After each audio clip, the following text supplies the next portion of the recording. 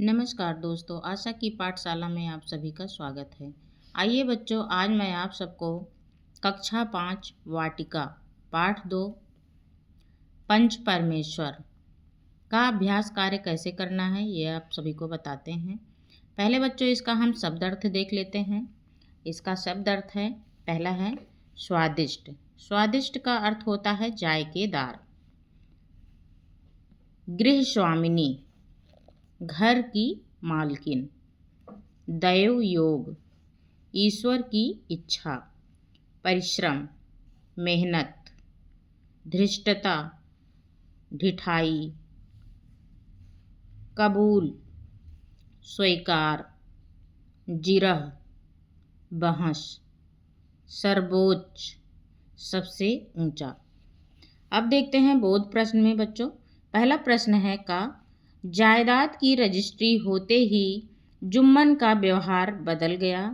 इससे जुम्मन के व्यवहार के बारे में क्या पता चलता है? तो इसका उत्तर लिखेंगे बच्चों, रजिस्ट्री होते ही जुम्मन का व्यवहार बदल गया। इससे जुम्मन के स्वार्थी स्वभाव के बारे में पता चलता है। खा है, मैं अलग पका खा लूँगी, खाला ने ऐसा क्यों कहा? इसका उत्तर देखेंगे बच्चों, खाला ने ऐसा कहा क्योंकि जुम्मन की पत्नी रोटियां देने के साथ साथ कड़वी बातें भी सुनाने लगी थी और जुम्मन भी निष्ठुर हो गए थे। तो ये इसका उत्तर है। अगला गा प्रश्न देखते हैं। जुम्मन ने खाला को रोटी कपड़ा देना क्यों कबूल किया था? तो इसका उत्तर है, खाला ने अपनी सारी जायदाद जुम्मन के नाम कर दी थी, इसीलिए जुम्मन ने खाला को रोटी कपड़ा देना कबूल किया था। घा वाला प्रश्न देखते हैं। फैसला सुनते ही जुम्मन सन्नाटे में क्यों आ गए? तो इसका उत्तर देखेंगे बच्चों, फैसला सुनते ही जुम्मन सन्नाटे में आ गए क्योंकि जुम्मन को उम्मीद थी कि अलगू चौधरी उनके मित्र हैं, इसलिए फैसला उनके हक में देंगे। अंगा वाला प्रश्न देखेंगे। सरपंच का आसन ग्रहण करते हुए जुम्मन में कौन सा भाव पैदा हुआ? इसका उत्तर है, सरपंच का आसन ग्रहण करते हुए जुम्मन में अपनी जिम्मेदारी का भाव पैदा हुआ। प्रश्न नंबर 2 देखते हैं बच्चों। सही विकल्प पर सही का निशान लगाइए। तो इसमें है का प्रश्न है, जुम्मन का मित्र होते हुए भी पंचायत में अलगू ने उनके खिलाफ फैसला दिया क्योंकि अलगू सच्चा मित्र नहीं था। इस पे गलत का निशान लगाएंगे, ये गलत है। अगला है, जुम्मन के घमंडी स्वभाव से अलगू नाराज था, ये भी गलत है। लास्ट है, सरपंच का स्थान ग्रहण करने वाला व्यक्ति निष्पक्ष होकर न्याय करता है। बच्चों ये सही है, इस पे हम सही का निशान लगाएंगे।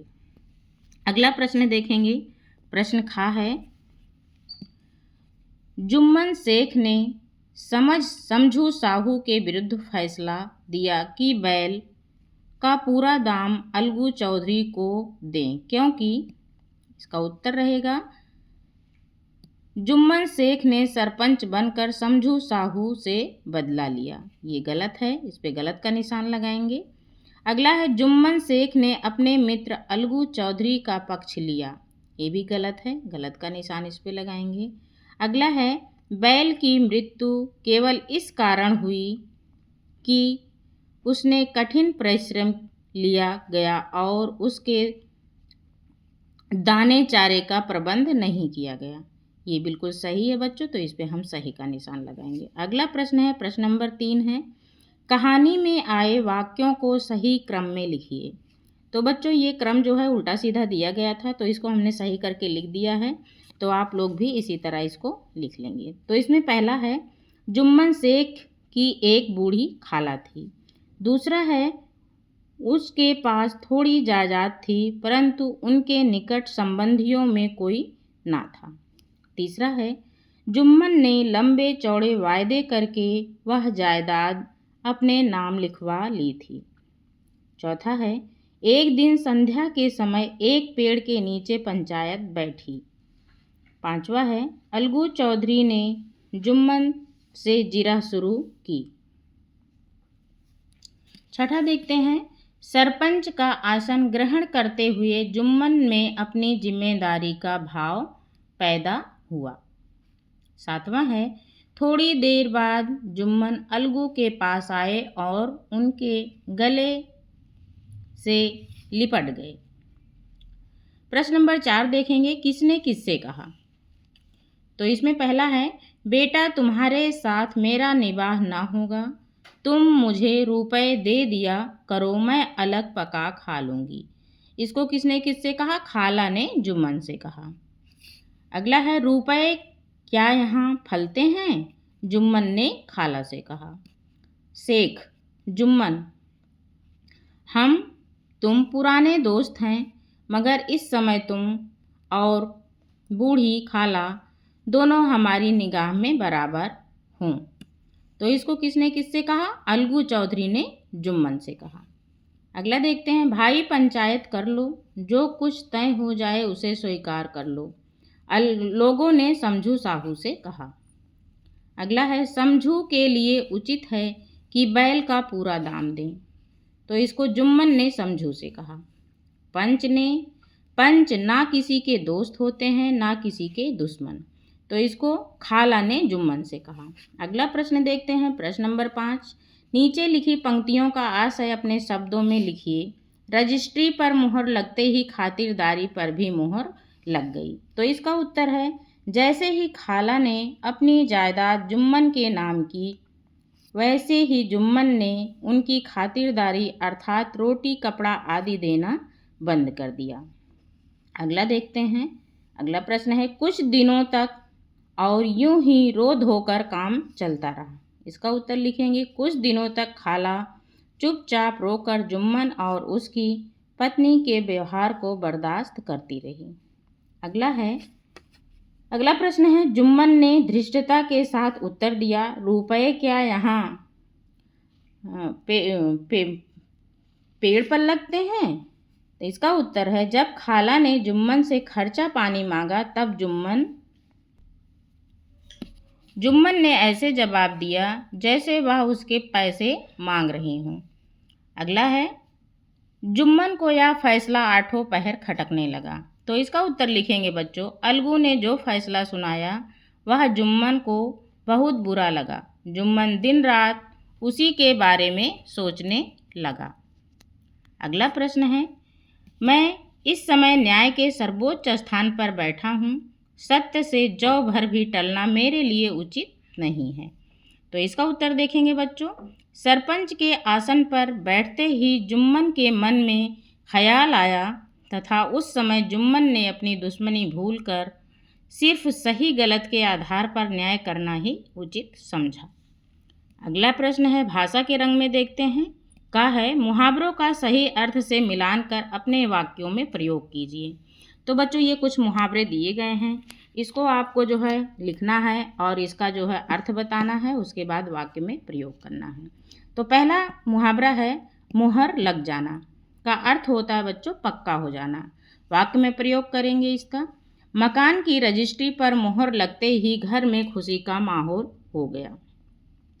अगला है मुहावरा, सिर माथे चढ़ाना। तो इसका अर्थ होगा बच्चों खुशी से स्वीकार करना। वाक्य में प्रयोग करेंगे, राम अपने पिता के हर आदेश को सिर माथे चढ़ाता है। अगला मुहावरा देखेंगे, सन्नाटे में आ जाना, अर्थ है चुप रह जाना। शिक्षक ने जैसे ही टेस्ट लेने को कहा, कक्षा के बच्चे सन्नाटे में आ गए। अगला है मुहावरा, कलेजा धक धक करना। इसका अर्थ है अधिक घबरा जाना। वाक्य में प्रयोग देखेंगे, जंगल में शेर को देखकर सीमा का कलेजा धक धक करने लगा। लास्ट मुहावरा देखते हैं, दिल का मैल धुल जाना, अर्थ है मन साफ हो जाना। वाक्य में प्रयोग करेंगे, सुमन के माफ़ी मांगते ही काजल के दिल का मैल धुल गया। अगला और लास्ट प्रश्न देखते हैं बच्चों, प्रश्न नंबर 7 है, तद्भव और तत्सम रूप लिखिए। तो बच्चों एक तरफ हम तद्भव शब्द लिख देंगे और दूसरी तरफ तत्सम शब्द। तो जो है तद्भव शब्द है निभा, निभा का तत्सम होगा निर्वाह। अगला है निठुर, निठुर का होगा तत्सम निष्ठुर। अगला है शब्द पहर, तो इसका तत्सम होगा प्रहर। अगला है घर, घर का तत्सम होगा गृह। अगला है पूरा, पूरा का होगा पूर्ण, भगत का होगा भक्त। तो बच्चों ये था आपका पार्ट 2। उम्मीद करती हूँ आपको ये चैप्टर अच्छे से समझ में आ गया होगा और आप लोगों ने अच्छे से इसको देख लिया होगा, समझ लिया होगा और अच्छे से अपने कॉपी में लिख भी लिया होगा। उम्मीद करती हूँ आपको ये वीडियो पसंद आया होगा और हमारे चैनल पर नए हैं तो हमारे चैनल को लाइक, शेयर एंड सब्सक्राइब ज़रूर करें। मिलते हैं अगले वीडियो में। आपका दिन शुभ हो।